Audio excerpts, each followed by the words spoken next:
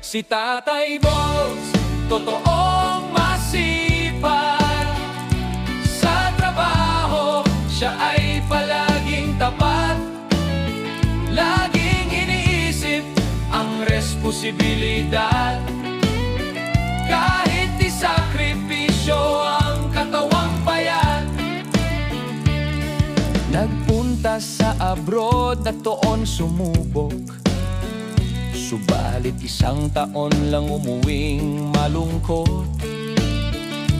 Dahil ang sweldo hindi raw iniaabot. Kaya ibang lahi muntik nang masuntok. Ngunit sa hanap buhay, hindi siya tumigil.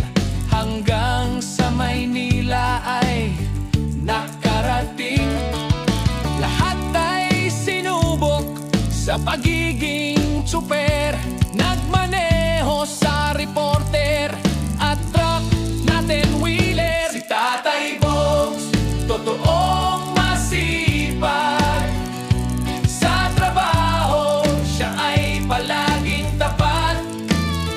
Laging inisip ang responsibilidad.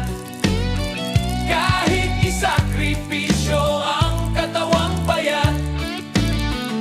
Si Tatay Bogs, na walang pagod. Sa trabaho ay masipag kumayod. Siya'y amang may mabuting loob. Ang sakripisyo ay hindi malilimot.